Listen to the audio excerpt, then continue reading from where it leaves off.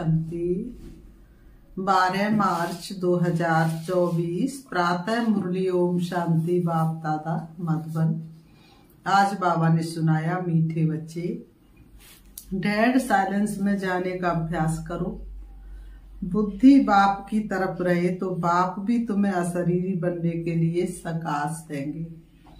मीठे बच्चे dead silence में जाने का अभ्यास करो। बुद्धि बाप की तरफ रहे तो बाप भी तुम्हें अशरीरी बनने के लिए सकाश देंगे।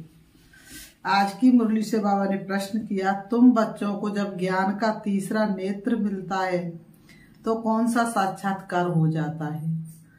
तुम बच्चों को जब ज्ञान का तीसरा नेत्र मिलता है तो कौन सा साक्षात्कार हो जाता है? उत्तर में बाबा ने बताया, सतयुग आदि से लेकर कलयुग अंत तक हम कैसे कैसे पाठ बजाते हैं, ये सारा साक्षात्कार हो जाता है। तुम सारे विश्व को आदि से अंत तक जान जाते हो। जानने को ही साक्षात्कार कहा जाता है। अभी तुम समझते हो कि हम दैवी गुणों वाले देवता थे, आसुरी गुण वाले बने, अब फिर दैवी गुणों वाले देवता बन रहे हैं। अभी हम नई दुनिया नए घर में जाएंगे। अभी हम नई दुनिया नए घर में जाएंगे। ओम शांति। बच्चे बैठे हैं याद की यात्रा में। बच्चे कहाँ बैठे? याद की यात्रा में। बेहद का बाप तो यात्रा में नहीं बैठे हैं, वह तो बच्चों को सकाश की मदद दे रहे हैं, अर्थात इस शरीर को भुला रहे हैं। करुणा हम पर बरस रही है बाबा के उपकारों की। तो बाबा ने कहा, बाप की मदद मिलती है कि बच्चों को शरीर भूल जाए, बच्चे अशरीरी बन जाए, अपने को आत्मा समझने लगे। सकाश देते हैं आत्माओं को, क्योंकि बाप देखते ही आत्माओं की तरफ है। तुम हरेक की बुद्धि बाप की तरफ जाती है। बाप की बुद्धि व दृष्टि फिर बच्चों की तरफ जाती है। फर्क है ना? डेड साइलेंस ये अभ्यास करते हो, डेड साइलेंस का। बाबा कहते हैं, शरीर को छोड़ अलग होना चाहते हो। आत्मा समझती है कि जितना याद करते रहेंगे उतना इस शरीर से निकल जाएंगे। जितना याद का अभ्यास करेंगे उतना उतना शरीर से निकल जाएंगे। जैसे सर्प का मिसाल देते हैं, जो मिसाल देते उसमें जरूर कुछ खूबी होती है। तुम जानते हो हम शरीर छोड़कर वापस चले जाएंगे। तुम जानते हो हम इस शरीर को छोड़ करके वापस चले जाएंगे और फिर आएंगे। ये बात है, और कोई नहीं जानते हैं। ये ड्रामा को कोई भी जानते नहीं है। कोई भी ऐसी गारंटी नहीं देते हैं कि इस याद से तुम्हारे विक्रम विनाश होंगे। कोई भी ऐसी गारंटी नहीं देते कि याद से विक्रम विनाश होंगे। ऐसी बात कोई भी सुनाते नहीं है। तुम बच्चे जानते हो हमारी अब वापसी करनी है। आत्मा का बुद्धि योग उस तरफ है। अब नाटक पूरा हुआ, अब घर जाना है। अब नाटक पूरा हुआ, अब घर जाना है। बाप को ही याद करना है। तेरे पास ही रह जाऊं जी चाहता है बाबा, आकर के फिर न जाऊं जी चाहता है बाबा। वही पतित पावन है। गंगा के पानी को तो लिबरेटर और गाइड नहीं कहेंगे। एक बाप ही लिबरेटर और गाइड हो सकता है। ये भी बड़ी समझने और समझाने की बातें हैं। वह तो है ही भक्ति, उनसे कोई कल्याण नहीं हो सकता है। भक्ति से कोई कल्याण नहीं हो सकता है। बच्चे जानते पानी तो स्नान के लिए है, पानी कभी पावन नहीं बना सकता। ऐसे भी नहीं भावना का भाड़ा मिल सकता है। भक्ति मार्ग में उनका महत्व रख दिया है। भक्तों ने भक्ति मार्ग में गंगा जल का महत्व रख दिया है। इन सब बातों को कहा जाता है अंधश्रद्धा। ऐसी श्रद्धा रखते रखते मनुष्यों को टाइटल मिलते जाते हैं। अंधे की औलाद अंधे। भगवान वाच है ना, अंधे और सज्जे कौन है ये भी तुम जानते हो। बाबा कहते अभी सारे सृष्टि के आदि मध्य अंत को बाप द्वारा जाना है। तुम बाप को जान गए हो, इसलिए सृष्टि के आदि मध्य अंत और ड्यूरेशन को भी जान गए हो। एक एक बात पर विचार सागर मंथन करना, अपना आप ही फैसला करना होता है। भक्ति और ज्ञान का कॉन्ट्रास्ट है। ज्ञान बिल्कुल ही न्यारी चीज है। ये नॉलेज नामी ग्रामी है। बाबा कहते ये नॉलेज नामी ग्रामी है। राजयोग की पढ़ाई है ना, बच्चों को ये भी मालूम पड़ा है देवताएं संपूर्ण निर्विकारी थे। रचता बाप ही बैठ अपना परिचय भी देते हैं। वह है परम आत्मा। परम आत्मा को ही परमात्मा कहते हैं। अंग्रेजी में सुप्रीम सोल कहा जाता है। सोल अर्थात आत्मा। बाप की आत्मा कोई बड़ी नहीं होती है। गुणों में पर सिर्फ फर्क है, वह सागर है और हम नदियां बनते हैं। बाप की आत्मा भी ऐसे ही है जैसे तुम बच्चों की है। ऐसे नहीं बच्चे छोटे बाप बड़ा है, ऐसे नहीं कि बच्चे बहुत छोटे और बाप बहुत बड़ा है। बाबा ने कहा नहीं, वह सुप्रीम नॉलेजफुल बाप बहुत प्यार से बच्चों को समझाते रहते हैं। पाठ बजाने वाली आत्मा है, जरूर शरीर धारण कर पाठ बजाएगी। आत्मा के रहने का स्थान शांति धाम है। ये ज्योतिष देश अपना घर, पिता शिव ज्योति का सागर। बच्चे जानते आत्मा ब्रह्म में तत्व में रहती हैं। जैसे हिंदुस्तान में रहने वाले अपने को हिंदू कह देते हैं, वैसे ही ब्रह्मांड में रहने वाले फिर ब्रह्म को ईश्वर समझ बैठे हैं।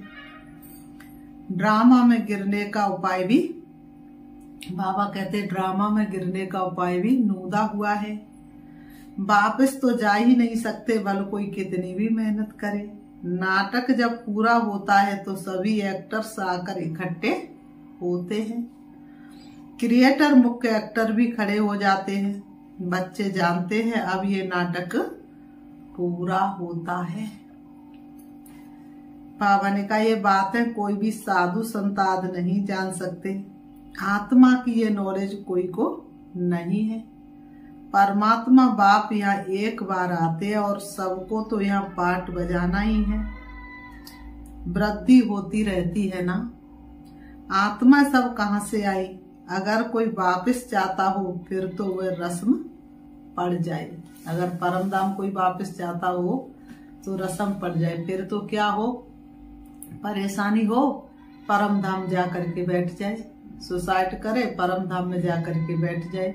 पर तो नहीं, परम धाम में तो जाकर कोई बैठ नहीं सकते। तो बाबा ने कहा एक आए दूसरा जाए, फिर उसमें पुनर्जन्म कहाँ नहीं जाए, फिर उसमें पुनर्जन्म कहाँ नहीं जाए।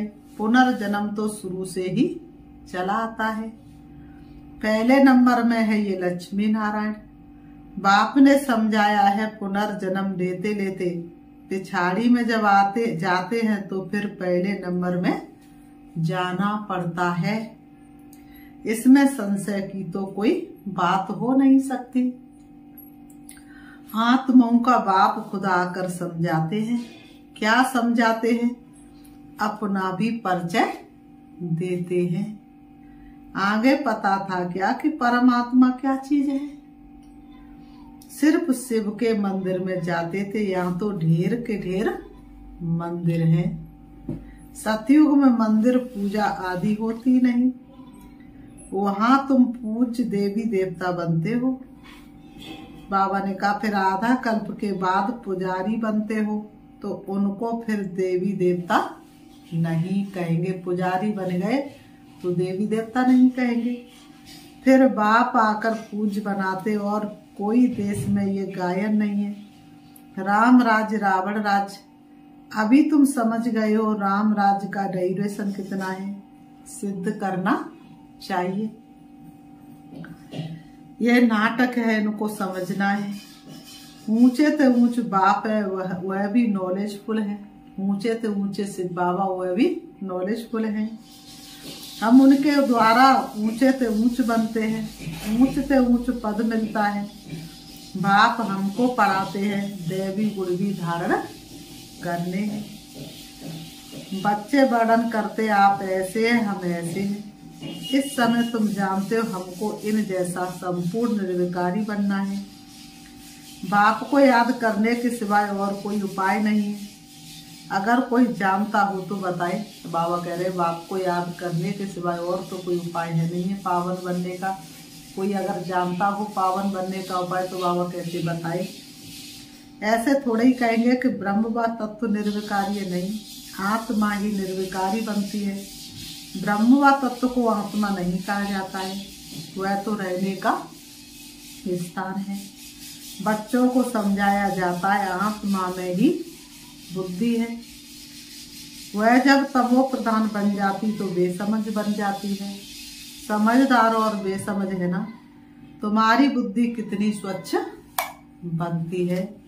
बाबा कहते तुम्हारी बुद्धि कितनी स्वच्छ बनती है और फिर मलिच्छ हो जाती है। बाबा ने कहा तुम्हारी बुद्धि कितनी स्वच्छ बनती है और फिर मलिच्छ हो जाती है। बाबा कहते तुम्हें प्योरिटी और इम्प्योरिटी के कॉन्टेक्स्ट का मालूम पड़ा है। इम्प्योर आत्मा वापस जा नहीं सकती। अब अपवित्र से पवित्र कैसे बने उसके लिए रड़ी मारते रहते हैं। ये भी ड्रामा में नूर है। अभी तुम जानते ये संगम युग है। बाप एक ही बार आते हैं ले जाने के लिए। सब तो नई दुनिया में नहीं जाते हैं, जिनका पाठ नहीं हुआ शांति धाम में रहते हैं। इसलिए चित्रों में भी दिखाया है। बाकी और जो भी चित्र आदि है वह है भक्ति मार्ग के, यह है ज्ञान मार्ग के, जिससे समझाया जाता है सृष्टि का चक्र कैसे फिरता है, हम कैसे नीचे उतरते हैं। 14 कला से 12 कला होती है। अभी फिर आत्मा के अंदर कोई कला नहीं रही है। नंबरवार तो है ना, एक्टर भी नंबरवार होते हैं। कोई का पगार 1000, 1500, कोई का 100। कितना फर्क हो गया है। पढ़ाई में भी कितना रात दिन का फर्क है। उस स्कूल में तो कोई नापास होता है तो फिर से पढ़ना पड़ता है, पढ़ने के चांस होते, लेकिन इसमें फेल हो गए तो यहाँ तो फिर पढ़ने की बात ही नहीं है। बाबा ने कहा उन स्कूलों में फेल हो गए तो फिर दोबारा पढ़ लो, कमजोर है तो ट्यूशन लगा लो। तो यहाँ पर तो ऐसी कोई बात ही नहीं, पढ़ाई इतनी सरल है। बाबा ने कहा तो बाबा कहते हैं कि उस स्कूल में तो नापास होता है तो फिर से पढ़ना पड़ता है। यहाँ तो फिर पढ़ने की बात ही नहीं, पद कम हो पड़ता है, फिर कभी पढ़ाई होगी ही नहीं। एक बार ही पढ़ाई होती है। बाप भी एक बार आते हैं, बच्चे भी जानते हैं। पहले पहले एक ही राजधानी थी, ये तुम किसको भी समझाएंगे तो मानेंगे। क्रिश्चियन लोग साइंस में भी बहुत तीखे हैं। क्रिश्चियन लोग साइंस में भी बहुत तीखे हैं और सब उन्हों से ही सीखे हैं और सब उनसे ही सीखे हैं। उन्हों की ना तो इतनी पारस बुद्धि और ना पत्थर बुद्धि होती है। क्रिश्चियनियों की ना तो इतनी पारस बुद्धि होती है ना इतनी पत्थर बुद्धि होती है। उस समय उन्हों की बुद्धि कमाल, बाबा ने कहा इस समय उन्हों की बुद्धि कमाल कर रही है। साइंस का प्रचार सारा इन क्रिश्चियन से निकला है। वो भी सुख के लिए ही है। तुम जानते हो इस पुरानी दुनिया का विनाश तो होना ही है, फिर तुम शांति धाम सुख धाम में चले जाएंगे। नहीं तो इतनी सब मनुष्य आत्माएं वापस घर कैसे जाएं। सांस से विनाश हो जाएगा, सब आत्माएं शरीर छोड़कर घर चली जाएंगी। इस विनाश में मुक्ति अंदर मर्ज है। आधा कल्प मुक्ति के लिए ही मेहनत करते आए हैं ना। तो साइंस और कैलेमिटीज जिसको कुदरती आपदाएं कहते हैं। ये भी होनी चाहिए, समझना चाहिए ये लड़ाई निमित्त बनती है मुक्ति धाम में ले जाने के लिए। इतने सबको मुक्ति धाम में जाना है। तुमने बल कितनी भी मेहनत की, गुरु किए, हठयोग सीखे, कोई भी मुक्ति धाम जा ना सके। चारों तरफ लगाए फेरे लेकिन हरदम दूर रहे भगवान से। इतने साइंस के गोले आदि तैयार हुए हैं, समझना चाहिए विनाश तो जरूर होना है। बाबा ने कहा विकराल विनाश तो होना ही है। कोई कितनी भी कोशिश करे लेकिन रुकेगा नहीं, विनाश तो होना है। नई दुनिया में तो जरूर बहुत थोड़े होंगे, बाकी सब मुक्ति धाम में चले जाएंगे। जीवन मुक्ति में तो पढ़ाई की ताकत से आते, तुम अडोल अटल अखंड राज्य करते हो। यहाँ तो देखो सब खंडों के टुकड़े टुकड़े हैं। बाबा तुमको अटल अखंड सारे विश्व की राजधानी का मालिक बनाते हैं। बेहद के बाप का वर्षा है बेहद की बादशाही। ये वर्षा कब और किसने दिया, ये किसी भी बुद्धि में नहीं आता है। सिर्फ तुम ही जानते हो। ज्ञान का तीसरा नेत्र आत्मा को मिला है। आत्मा ज्ञान स्वरूप बनती है, सो भी ज्ञान सागर बाप से ही पढ़ना पड़े और किसी के द्वारा नहीं। बाप ही आकर रचता रचना के आदि मध्य अंत का नॉलेज दे रहे। तूने ही वेद खोले सारे अगम निगम के। है भी एक सेकंड की बात। सेकंड में जीवन मुक्ति, बाकी सबको मुक्ति मिलती है। ये भी ड्रामा बना हुआ है। ये सिर्फ तुम बच्चे ही जानते हो कि विश्व में और ब्रह्मांड में शांति कब होती है। ब्रह्मांड में शांति कहा जाता है, फिर विश्व में शांति और सुख दोनों रहते हैं। विश्व अलग है और ब्रह्मांड अलग है। ब्रह्मांड कहाँ है? ऊपर परम धाम। चांद सितारों से परे है ब्रह्मांड, वहां ये कुछ नहीं होता है। उनको कहा ही जाता है साइलेंस वर्ल्ड। शरीर छोड़कर साइलेंस में चले जाएंगे। तुम बच्चों को वह भी याद है।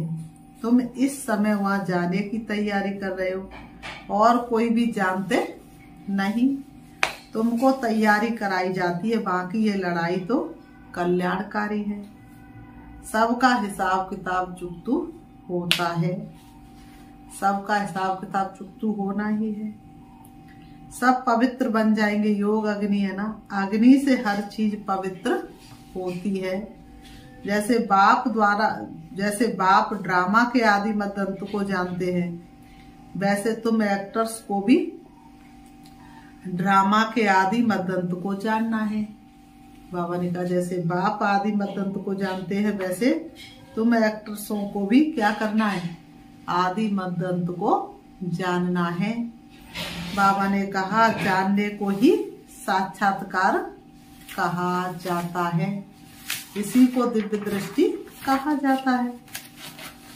अभी तुम्हारा ज्ञान का तीसरा नेत्र खुला है। बरोबर हम सारे विश्व को सतयुग आदि से कलयुग अंत तक पूरा जान चुके हैं। दूसरा कोई भी मनुष्य मात्र नहीं जानते। तुम समझते हम जो दैवी गुणों वाले थे वही फिर आसुरी गुणों वाले बनते हैं। फिर बाप आकर दैवी गुणों वाला बनाते हैं। बाप आते ही है पतितों को पावन बनाने। दुनिया में और कोई को ये पता नहीं है कि ये देवी देवता घराने वाले ही पूरे 84 जन्म लेते हैं। बाबा ने कहा पावन भी तो पतित भी बनते हैं, पावन बनते तो पतित भी बनते हैं। ये किसकी बुद्धि में नहीं है। अभी तुम समझते ये तो जड़ चित्र है, एक्यूरेट फोटो तो उनका कोई निकाल ना सके। वह तो नेचुरल गोरे हैं। प्योर प्रकृति से शरीर भी प्योर बनते हैं। यहाँ तो इम्प्योर है। ये रंग बिरंगी दुनिया सतयुग में नहीं होगी। श्री कृष्ण कहा जाता है श्याम सुंदर। सतयुग में है सुंदर, कलयुग में है श्याम। सतयुग से कलयुग में कैसे आते हैं तुमको नंबर 1 से लेकर मालूम पड़ा है। श्री कृष्ण तो गर्भ से निकला और नाम मिला, नाम तो जरूर चाहिए ना। तो तुम कहेंगे श्री कृष्ण की आत्मा सुंदर थी फिर श्याम बनी, इसलिए श्याम और सुंदर कहा जाता है। उनकी जन्म पत्री मिल गई तो सारे चक्र की मिल गई। कितना रहस्य भरा हुआ है जिसको तुम ही समझते और कोई नहीं जानते। तुमको अब नई दुनिया नए घर में जाना है। जो अच्छी रीति पढ़ाई पढ़ते हैं वही नई दुनिया में जाएंगे। बाबा है बेहद की सारी दुनिया का मालिक, सभी आत्माओं का बाप। बाप को मालिक कहा जाता है। ये पढ़ाई है, इसमें कोई संशय। बाबा ने कहा ये पढ़ाई है, इसमें कोई संशय व प्रश्न, ये पढ़ाई है, इसमें कोई संशय व प्रश्न उठ नहीं सकता। इसमें शास्त्रवाद करने की दरकार नहीं। एक टीचर सबसे ऊंचा, वह बैठ पढ़ाते हैं, वही सत्य है। सत्यनारायण की सच्ची कथा शिक्षा के रूप में सुनाते। फिर बाबा ने कहा अच्छा मीठे मीठे शकीलते बच्चों प्रति माता पिता बाप दादा का याद प्यार और गुड मॉर्निंग। रूहानी बाप की रूहानी बच्चों को नमस्ते। हम रूहानी बच्चों की रूहानी बाप दादा को याद प्यार और नमस्ते नमस्ते नमस्ते। धारणा के लिए मुख्य सार नंबर 1, अपने सब हिसाब किताब चुकतू कर साइलेंस वर्ल्ड में जाने की तैयारी करनी है। याद के बल से आत्मा को संपूर्ण पावन बनाना है। अपने सब हिसाब किताब चुकतू कर साइलेंस वर्ल्ड में जाने की तैयारी करनी है। याद के बल से आत्मा को संपूर्ण पावन बनाना है। नंबर 2, ज्ञान सागर के ज्ञान को स्वरूप में लाना है। विचार सागर मंथन कर अपना फैसला आप ही करना है। जीवन मुक्ति में श्रेष्ठ पद प्राप्त करने के लिए दैवी गुण धारण करने हैं। वरदान, बाप के साथ रहते रहते उनके समान बनने वाले सर्व आकर्षणों के प्रभाव से मुक्त भव।